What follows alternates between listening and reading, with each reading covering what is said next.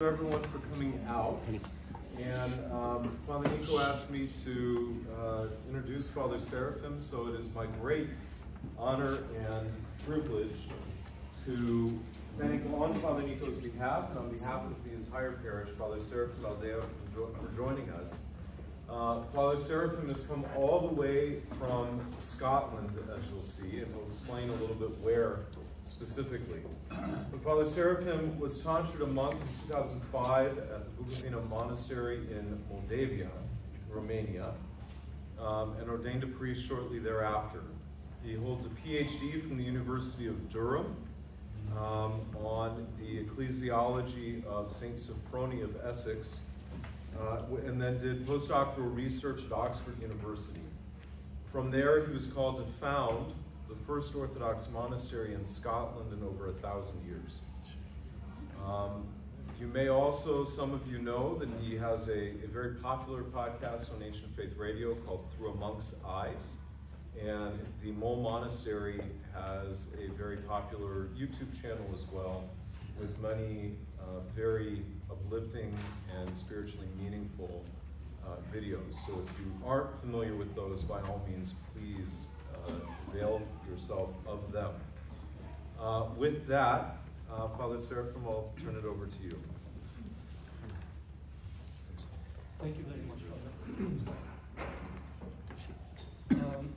Before I start telling you anything about anything, because this is the last evening I will be with Deacon Justin, I need to thank you, Father, for all this week of driving me around, being away from your family, being away from your parish, and every day apologizing that you are dragging me around.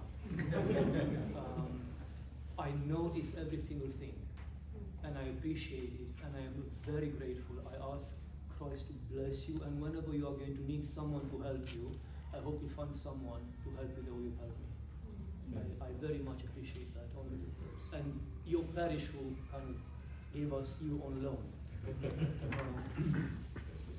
I also want to thank God and you people, because in this room, to my surprise, there are people who have been on our pilgrimage. There are people who have been to all these places. So if I tell a lie, they will be here to correct me and shame me publicly. We have people who support us every single month in this room and who are members of our online community.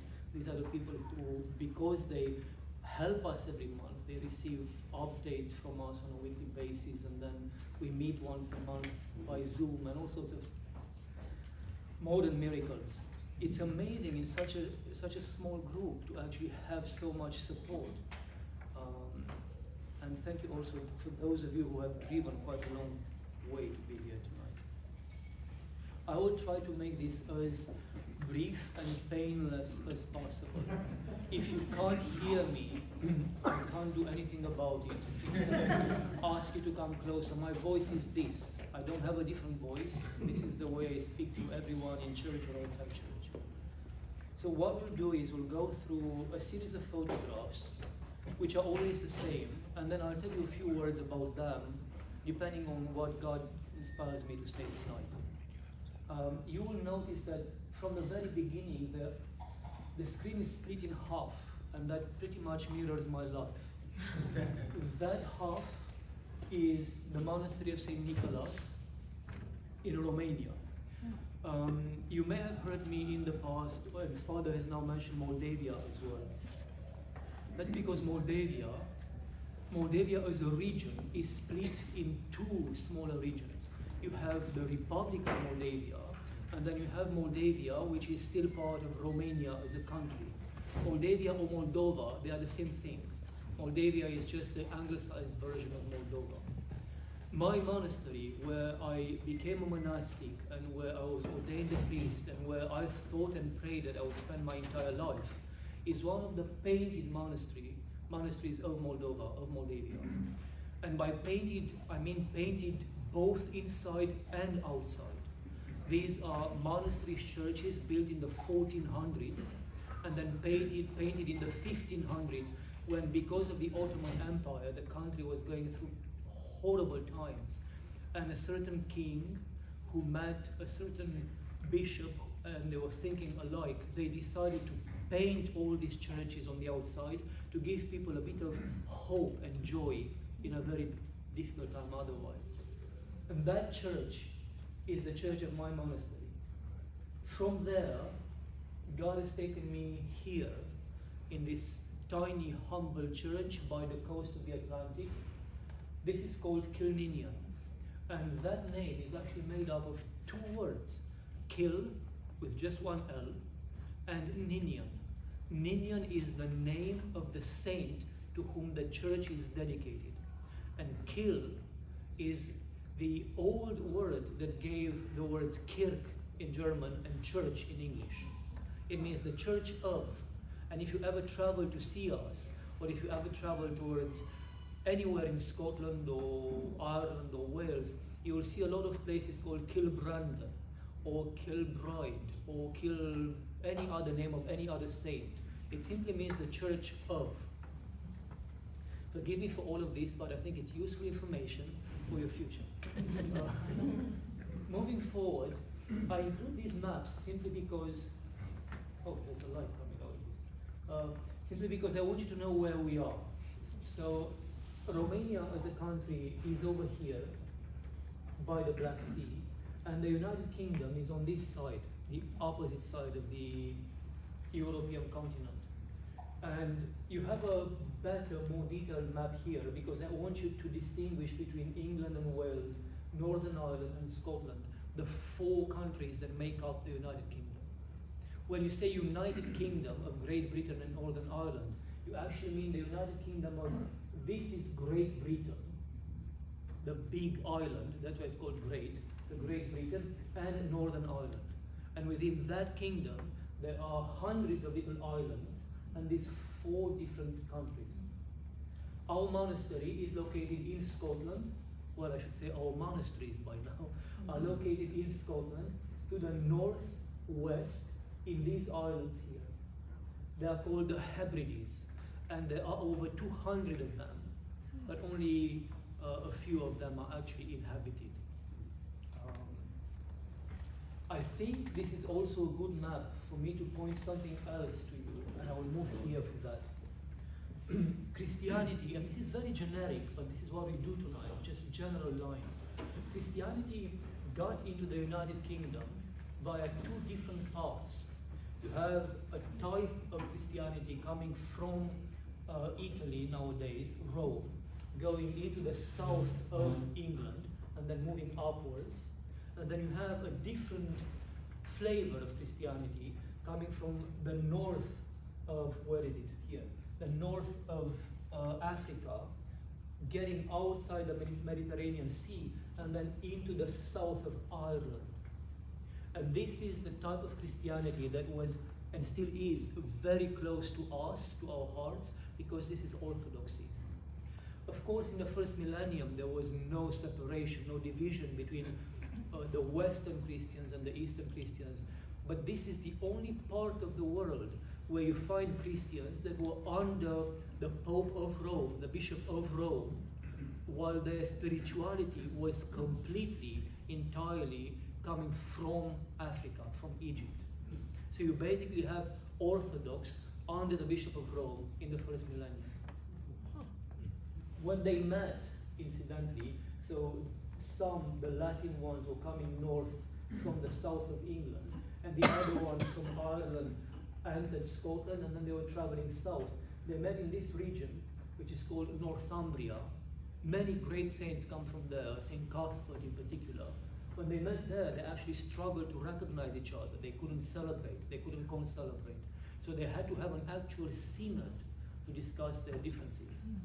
And these differences were mostly to do with spirituality and the way that they were serving. I think there's just one more photograph in this generic introduction, because I want you to understand how far north we actually are. We are at the same latitude, northwise, as Kodiak and Spruce Island.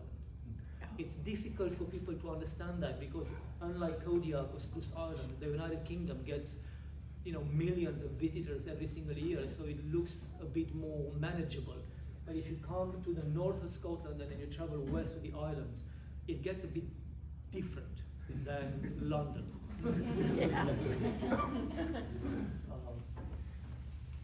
Hopefully. Very briefly, what I'm going to do for the next, I think, 15-20 minutes, I will take you on a pilgrimage to all the sites connected to these 5 saints.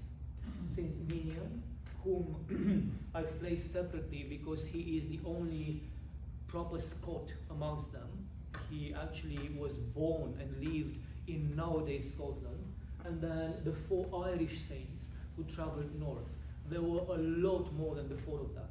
There really, literally are hundreds of saints in those islands. You can fill an entire calendar just with them. But most of them are disciples and were formed by these particular saints here. And then towards the end, I'll tell you a few words about our 2 monasteries, the monastery of All Celtic Saints on the Isle of Mull, and then the monastery of the Dormition of the Mother of God and the Saints of Iona on the island of Iona. This is pretty much, again in general lines, the structure of all our summer pilgrimages. So if you have ever considered joining us, these are the main things you will see. You'll see many other things as well, but these are the main places. Saint Ninian, whom I said was the only Scot, is considered the apostle to the Picts. I won't get into the details because it's confusing, but what we call Scotland today should have been named Pictland at the time of Saint Ninian, because the tribes there were actually the Picts. The Scots, or the Scottish tribes, were actually Irish, and they traveled north and they occupied old Pictland, and then they renamed the area Scotland. So he was Scottish by our names nowadays, but in fact he was apostle to the Picts, the pagan tribes at the time. He was a missionary bishop, meaning that he was the bishop at the time. He had been ordained a bishop in Rome, and he had the great blessing of meeting Saint Martin of Tours as he traveled back from Rome going towards Scotland. And he was so impressed by the saint and by the buildings that he saw in his monastery that he actually built the first stone church in Scotland. And people were so impressed with it that they called it Whithorn, which means the White House, because it was made of stone, unlike the older churches of the older monasteries that were made of wood. And that's an important thing to consider, because Whithorn was built in 397, and then there were older monasteries and older churches predating this. So already in the 300s, you have churches, monasteries, priests and bishops in Scotland, which is something that for me at least was a very great surprise. I always assumed that these faraway islands would have been somehow behind what was happening in the rest of Christianity, Christendom, but they were perfectly contemporary. He was a bishop, but that didn't stop him from living as a hermit. He continued to live in his cave even after his ordination, even as he was guiding all the people under his jurisdiction. This is a photograph from St. Ninian's cave in Galloway. This is from inside, looking out towards the ocean. And this one is from the ocean, looking inside towards the cave. At high tide, I say this everywhere because it's very meaningful to me as a monk. At high tide, the waters actually go all the way up and they block the entrance into the cave. So you can only go in and out at low tide. And at high tide, no one can get to you. So you're a hermit and an anchorite, and you're completely alone with God. And this is not something specific to St. Ninian. On the Isle of Mull, we have several caves where monks and nuns have lived. We have a very big cave that's actually called the Nun's Cave. And for many of them, you have the same story. They selected the ones that would be blocked at high tide. Saint Ninian is important to us because in his missionary trips, he made it to the highlands and to the islands. We know of this from Saint Bede the Venerable, who wrote a history of the English Church. And Saint Bede mentions all these trips. This humble well, which is a spring, the source of it is actually just there. It's called Ninian Tobar, which means the well of Ninian. And it is the only place in all the Hebrides connected to Saint Ninian, which makes this the oldest Christian site in all the Western Islands, all the Hebrideans. Because all the other sites I will mention are connected either to Saint Columba or Saint Brandon or their disciples.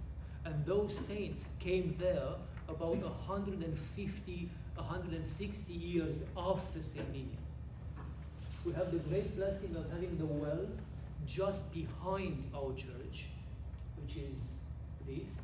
Just behind the church, you have this little gate taking you through on the path to the well.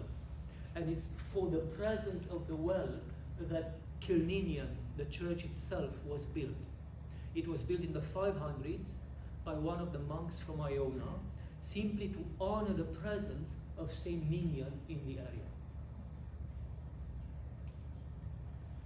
That was Saint Ninian, and as I was telling a group somewhere else, please understand that what I'm giving you are the absolute bare lines, minimum lines of their lives. It's like me telling you about Saint Nectarius, because we celebrate him today, that he was a bishop, a missionary bishop, and he built a monastery, and that's it.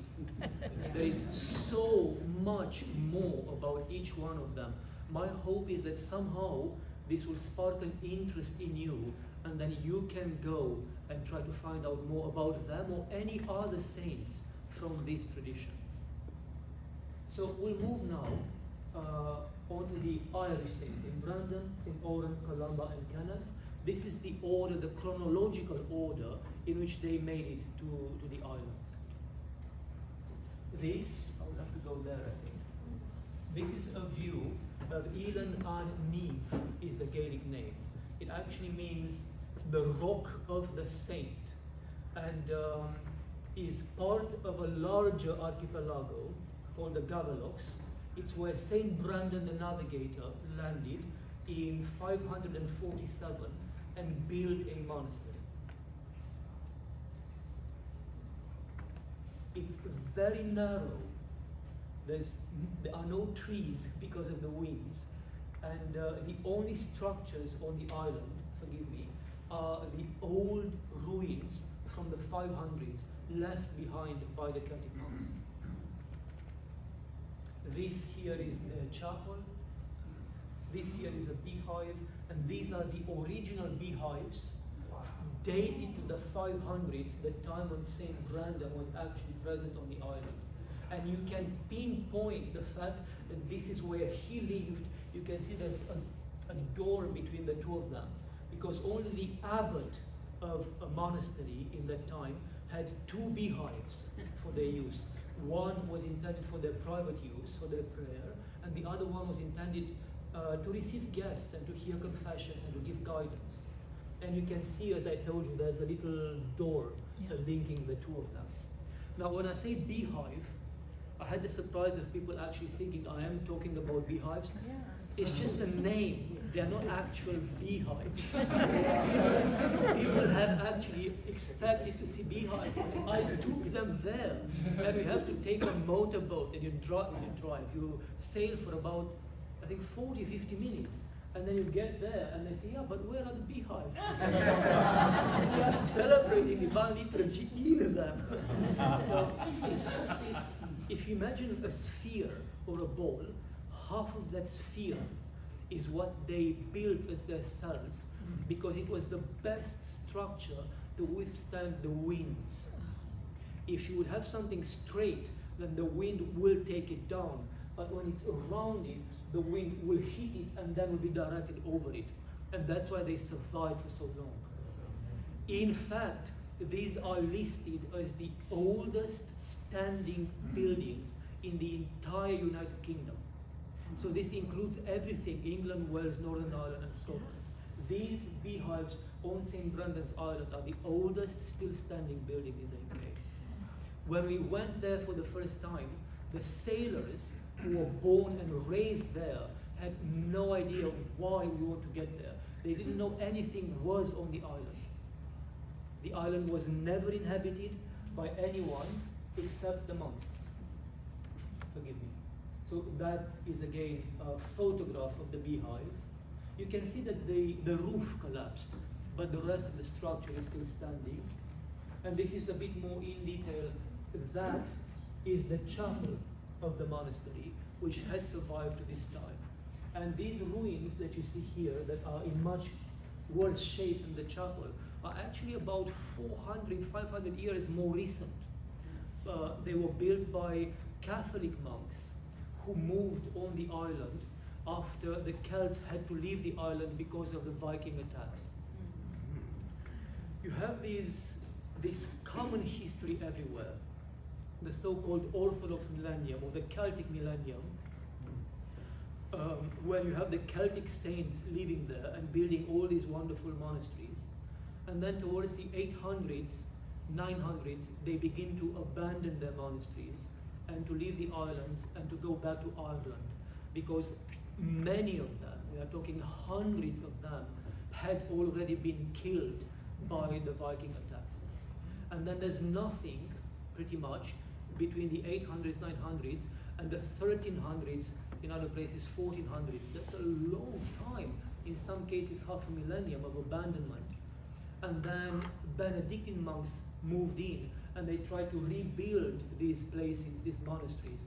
Unfortunately, that didn't last long either because of the Blessed Reformation, when they had to abandon everything and then everything was destructed. The Reformation was worse for the islands than the Vikings. A lot worse, because the Vikings were not interested in destroying anything. They just wanted to plunder. They wanted to steal things. If anything, and that's why those attacks lasted for 300-400 years. Even when they murdered and massacred a community, they killed just enough to scare them so they can steal everything, but they didn't kill the entire population because they wanted to come back in 5 years to steal some more. When the Reformation happened, everything was taken down. Everything was taken down.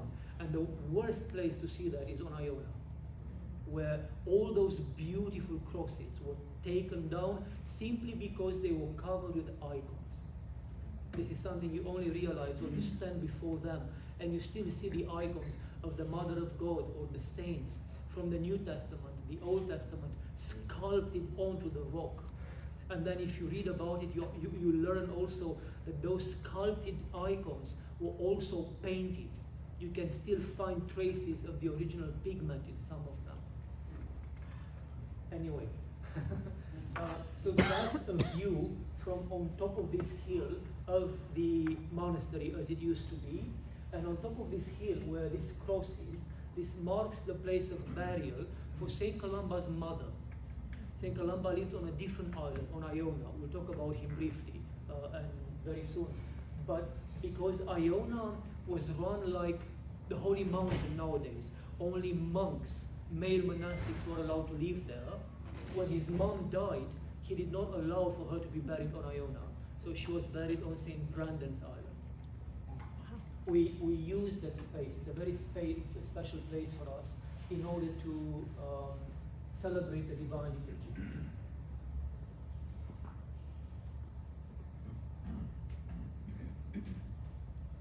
So looking down from on top of the hill, you can see the entire monastery. And this is called the Hill of Fire. On every single island in the Hebrides, one of the tallest hills is called the Hill of Fire. It's actually still named like that on contemporary maps. The hill behind our own monastery at Kilninian is called the Hill of Fire. It's the hill where the pagan tribes used to offer their sacrifices to the gods, and also where they would burn their ancestors, because they didn't practice burials, they would just burn these people. And when the Christians moved in, they reused these hills of fire as their cemeteries. It was a way to cleanse the place and to offer it back to God. These are two further photographs from inside the beehive.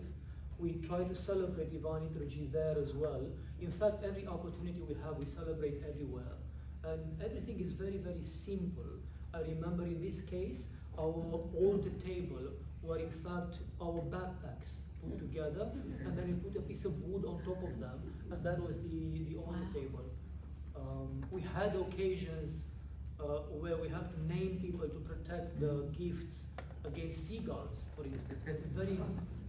It's a real danger because you don't want your lamb flying away into the sea. Yeah.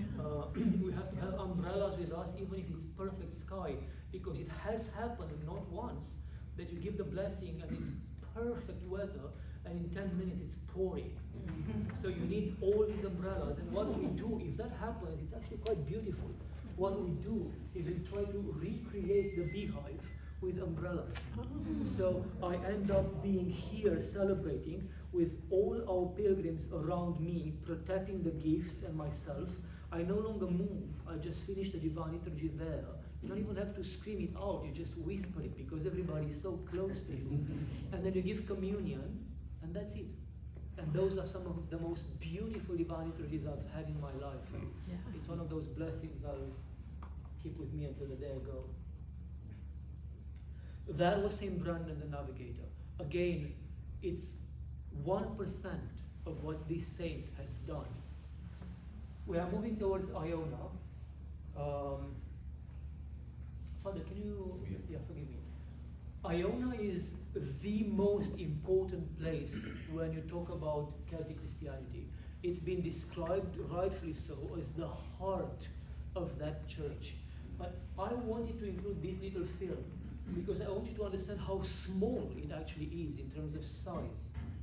What you see here is the entirety of the island.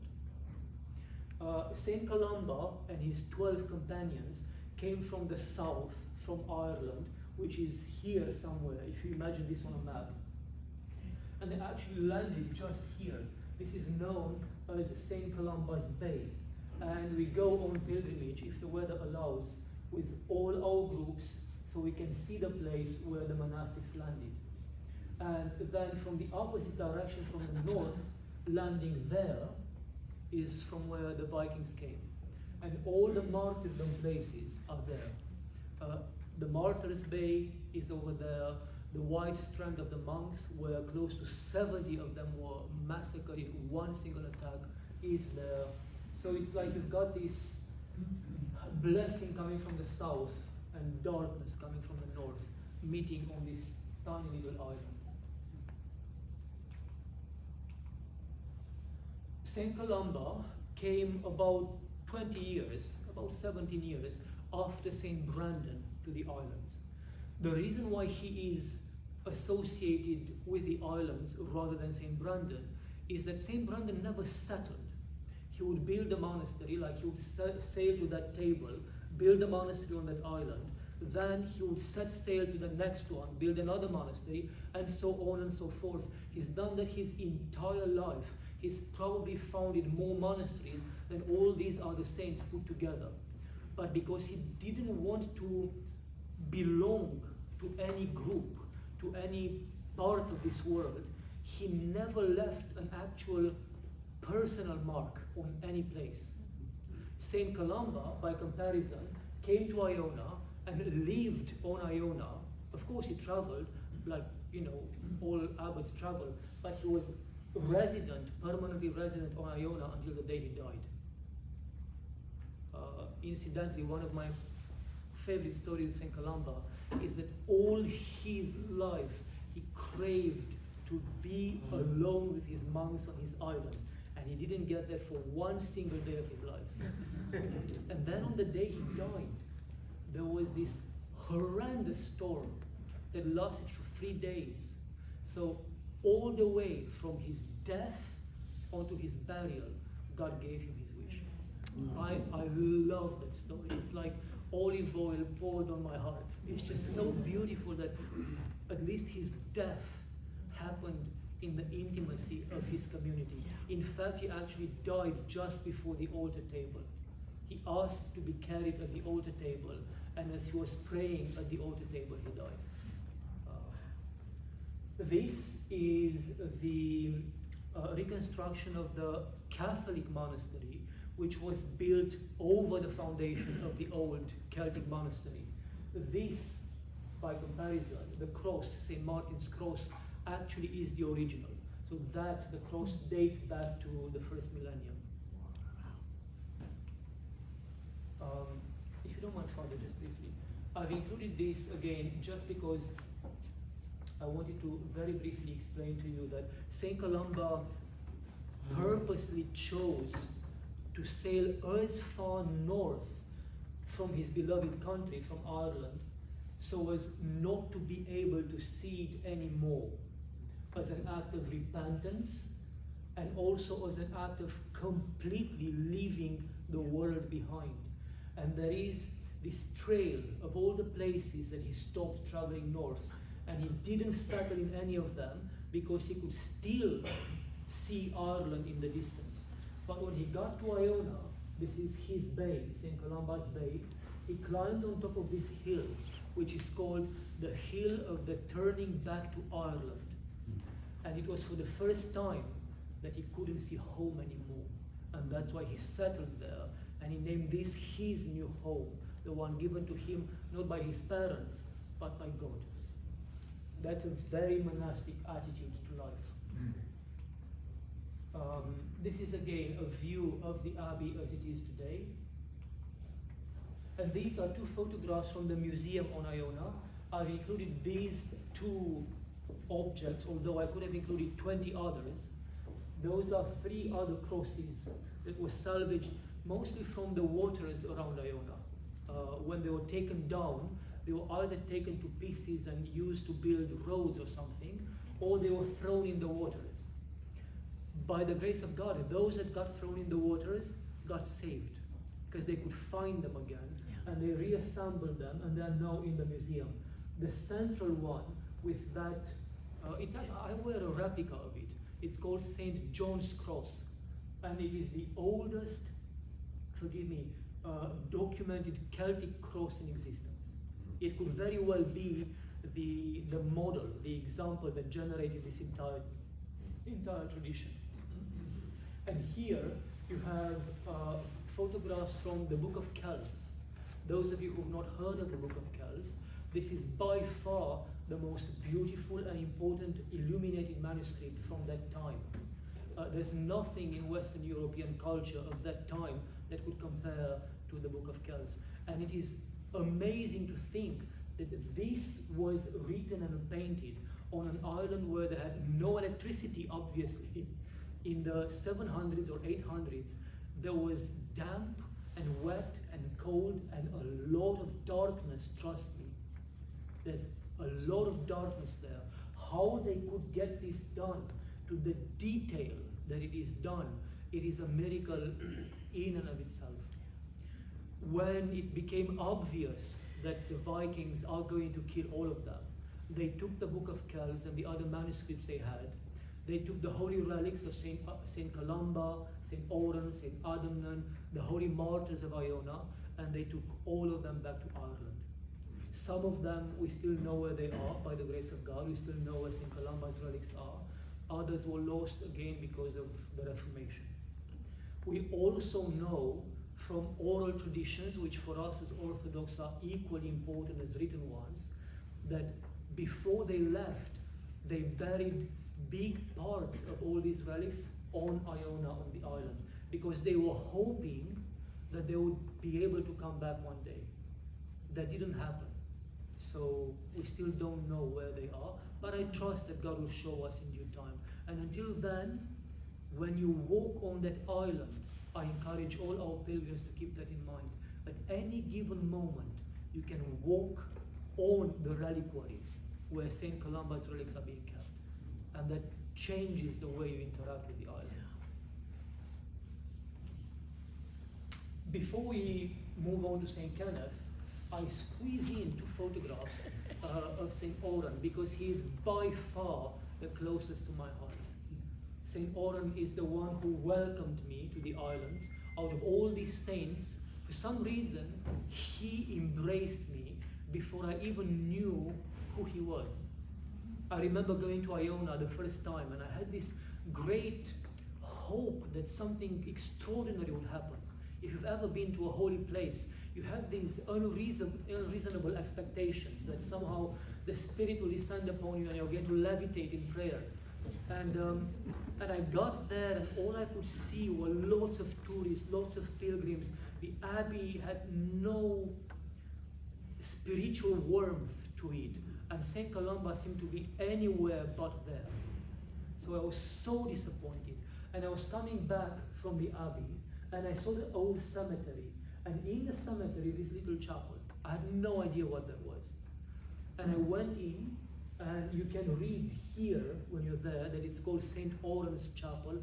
I had never heard of St. Oran in my life. And as soon as I stepped into that darkness, it's always like that. There's no light, no heat, no electricity. I could feel as if that church had waited for me for centuries. I don't know how to describe it. I'd only once before felt that at Kilninian. It felt like I was a part of a puzzle, and that puzzle was made of, magnets. And even without my wish, I was just taken at the right place and just squeezed there. I felt like I belonged. And then instantly, I've fallen in love with St. Oran, and I've learned as much as I could about him.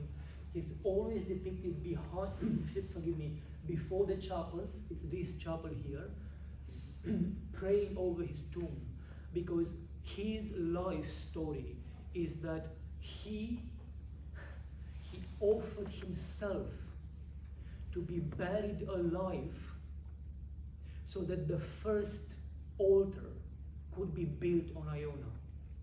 St. Columba and the other monks had tried many times to build a chapel after they arrived to Iona, but because Iona had been the Holy Island, the name Holy Island was not given by the Christians but by the pagans. Iona was the Holy Island of the pagans. Everything on Iona was done with human sacrifice. And St. Columba had a vision from one of these demons telling him that nothing will be built here without a human sacrifice offered to the demons. So of course they had decided to move forward and abandon Iona, find another place. But St. Oran, who was the oldest amongst them and was their spiritual father, he offered to be buried alive, not to the demons, but as a sacrifice out of love to Christ, so that his brothers would celebrate the Holy Liturgy, the Divine Liturgy, over his grave and receive life in receiving communion. That for me is the fulfillment of Christ's words. There is no greater love than to give your life for your brethren. We always imagine that that's a case of being martyred by an enemy. But sometimes it's about offering yourself in a spiritual way so that the others can live. We celebrate in that little chapel, forgive me, as frequently as we can. Now that we have a presence on Iona, our brothers have moved to Iona. We can celebrate there even more frequently. The last time we celebrated was actually on his feast day, so about 2 weeks ago.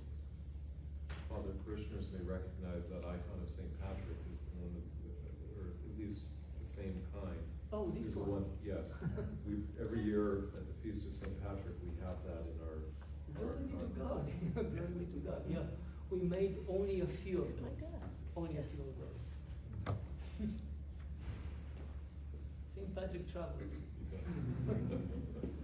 He's another mountain of a saint. There's no other way to describe them. But, he didn't travel to the island, so I haven't included him. The last of the 4 Irish saints I'm going to talk to you about, and again it will be very briefly, is St. Kenneth. St. Kenneth was one of those 12 who traveled with St. Columba to Iona, like St. Oran as well.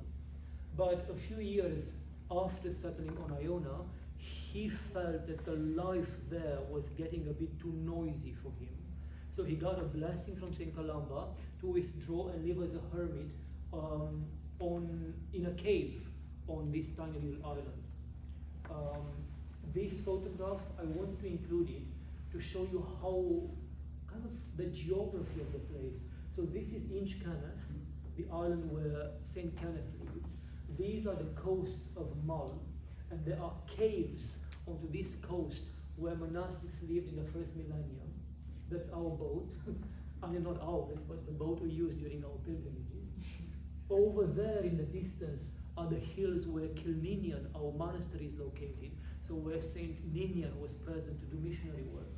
And these are other islands, Alva, Gometra, and so on.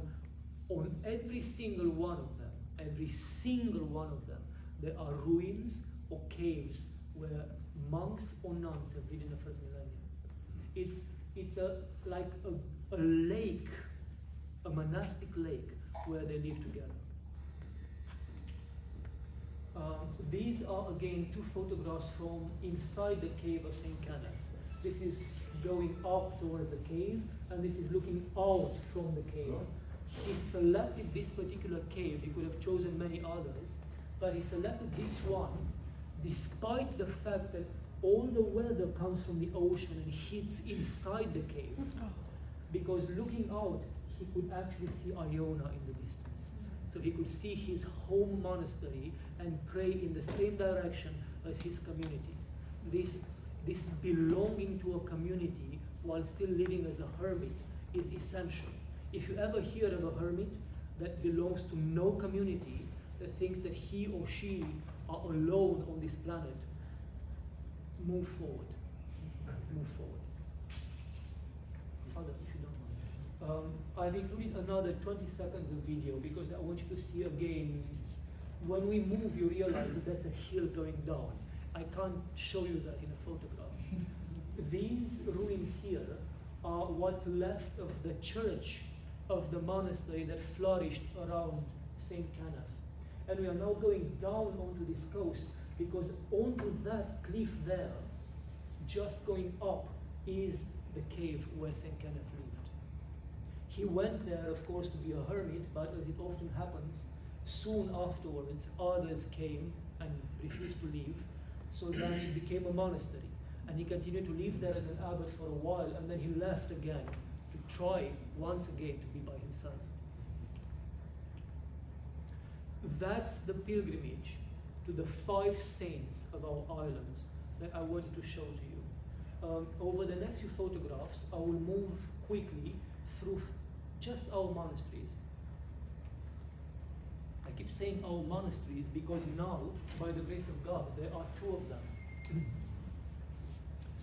The Isle of Man is actually located here, this area here.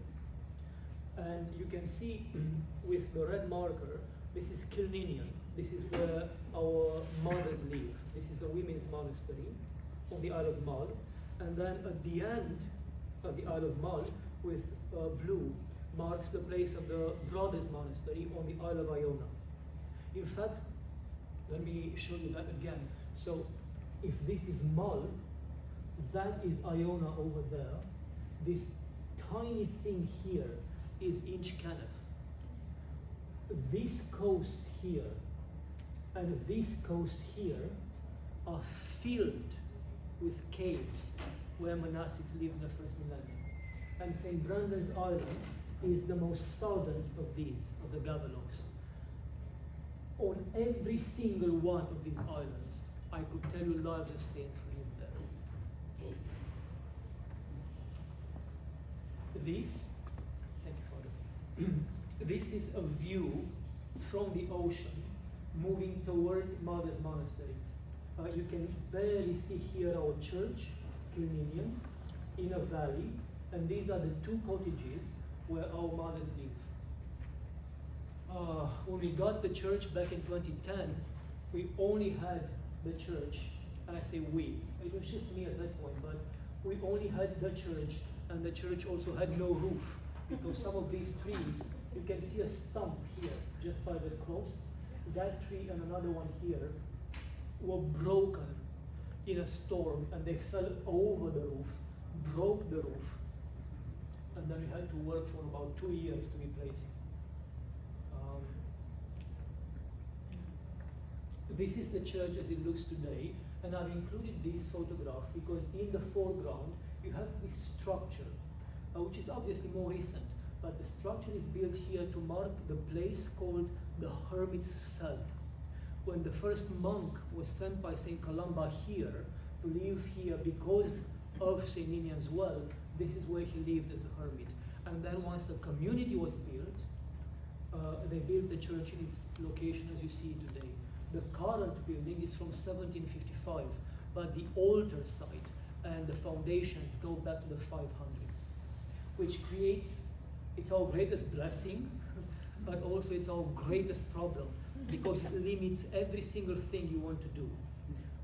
This entire region is, oh actually that's a good photograph. This entire region is listed as an area of outstanding natural beauty.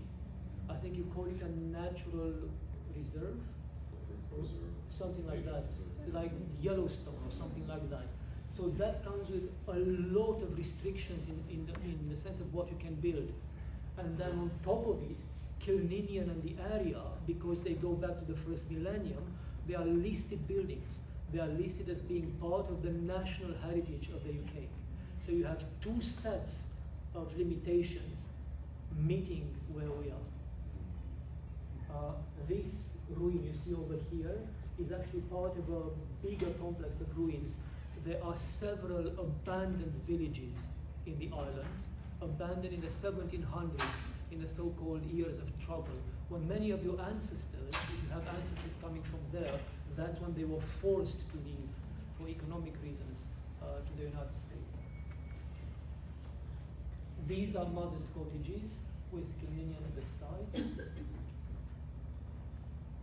This is the church, as it was back in 2011, 2012 here. And just working through it until it looks the way it does today. I remember when it was like that. And in many ways, anybody who ever built anything, you will know that those crummy photographs are the dearest ones to your heart. I remember when the scaffolding was so close to me that I had about a meter square for just me and the altar. And the altar is, by the way, a chair. And that's all I had to celebrate. And there were nights when I had to sleep on top of these things, underneath the plastic, because you had to take the whole roof down after the trees collapsed in order to repair it. The wooden structure underneath had been damaged. And then we also discovered that the wooden structure underneath the tiles was the original one from 1755. Now, if you leave timber outside for 300 years in the wettest part of the United Kingdom, you will know what that would look like. So we had to replace everything in the roof. And then after the roof followed the walls. We had to scrape the walls back all the way to the original rock. Then we had to replaster, we had to apply new rendering, we had to repaint, and then of course follow the floor, because the same situation applied to the floor. You had the original 300-year-old wood underneath there, and on top of it, we had gone through almost a year of rain pouring in inside because the roof had been damaged. I was telling Father in another parish, when we tried to lift up these, I don't know what you call them, the boards of the floor, they just turned into flour in your hand. It was that rotten. And underneath, there was no insulation. It was just suspended rotten wood, and underneath earth, and you could hear the water kind of gurgling when it was raining. And it wasn't difficult in the sense of making life difficult, because in many ways, living in a place like that makes life much simpler. But the problem is that then you have to hit that place. And when you want to hit something like that, you have to pump heat like crazy, because everything is lost through the walls, through the ceiling, through the floor. And then you just waste people's money. And that's something I wasn't going to do. So we replaced the floor as well. It's the best kind of wood that we could find. It's completely insulated underneath. By the grace of God, even in weather like this, it's weatherproof, waterproof, and it can be used. This is the last photograph. I included it just as I was leaving. We are now installing our iconostasis. And I pray that by the end, well, no, dear God, no. I pray that by mid-year, next year, it will be done. Because in July, on the 7th of July, I think, it's a Sunday, we are going to consecrate Cluny. It will be the first consecration there since the time of St. Columba. There's been no Orthodox presence, monastic presence in those islands since St. Columba's time.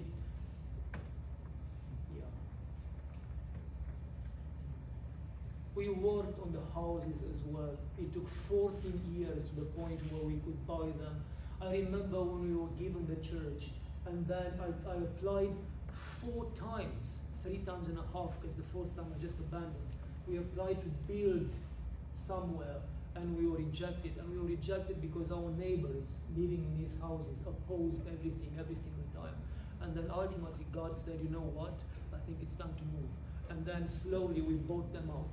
First we bought Langa cottage, and then about 4 years later we bought Flora as well, those 2 cottages. I will tell you a secret as well. On top of these hills, so just this side, if you imagine following these roads, there are round ruins of the first millennium beehives, the cells of the monastics who lived on the hills around Canini. There's nothing here in the valley because water collects there, and they were wise enough not to build where the water collects. But on top of the hills, we have a photograph, I should have included that as well, taken when all the bracken, this fir, I think call it, not fir, fern, is completely, ferns are completely dead, so you can actually see the ground.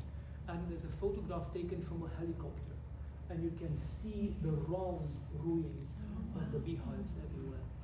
So that's again our greatest blessing to know that we continue a monastic tradition that's been there for 15 centuries. The last thing we did for mothers was in Flada, we built 4 dormers, so 4 windows in the roof, so that we can build 3 more bedrooms up there. Well, it depends how you use them. They can be 2 to 4, depending how much space you need. And that's because by some miracle, we filled the house. We started with just 1 idiot, and now we have houses, so we need more space. And that problem actually is even more acute on Iona. And that's going to be the last thing I'll tell you. I begin this presentation of our monastery on Iona with this prophecy of St. Columba. We only have 2 or 3 paragraphs from St. Columba, but this is one of them.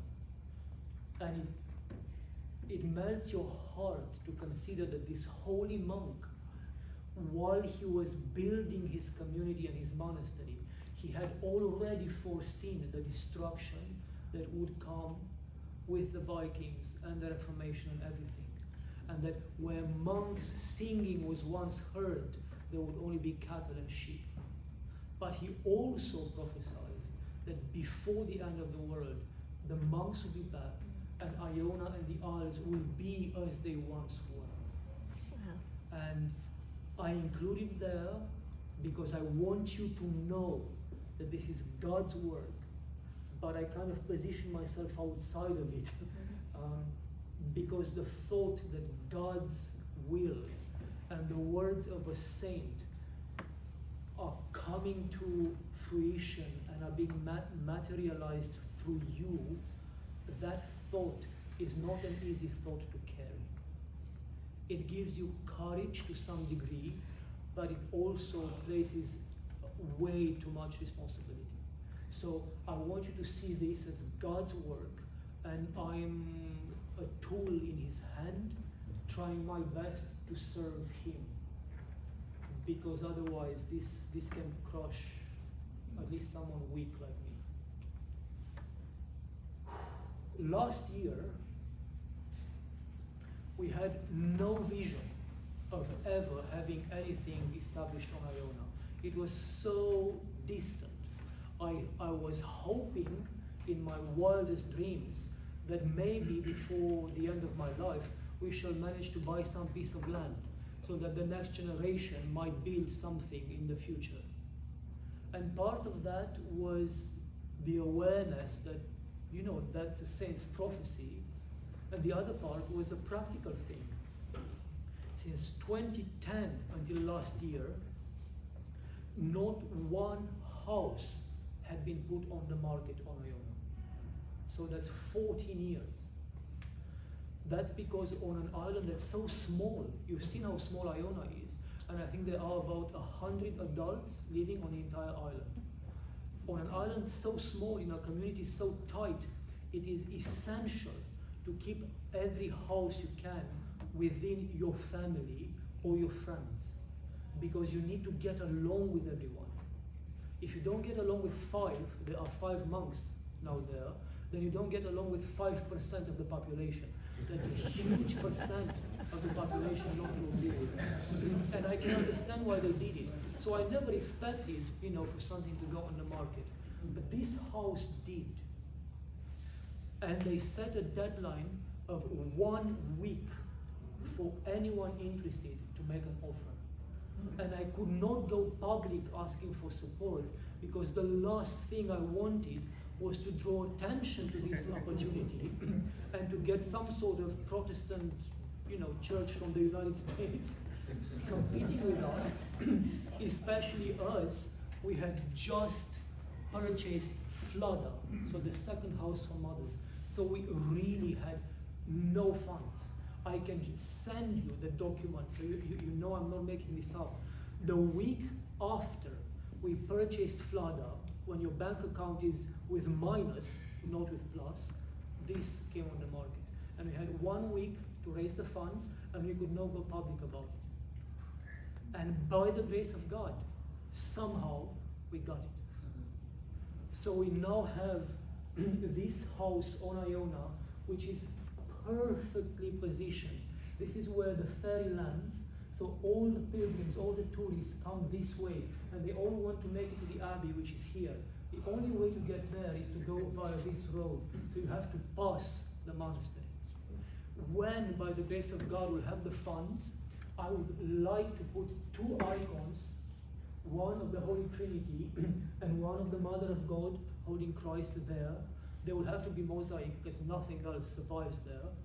But once those icons are in place, there will be tens of thousands of people passing down this road, so half a meter away from them. Those 2 icons will do more for Orthodoxy in Britain than I could do in 10 lifetimes. The only downside of this house is that by the grace of God, we've outgrown it. There are now 5 of us there, and we'll have a 6th brother coming in January to be with us. And there are 5 bedrooms. So I know this is going to be my request for anyone here or anyone whom you know. I am convinced that God has not done this for nothing. Next year, somehow, I know we'll have to grow. How? God knows, but I know it will happen. And it's not just for us as a community, although that is essential, but also so that we can keep receiving our pilgrims. This marvelous thing here, this monumental building on wheels, is our chapel.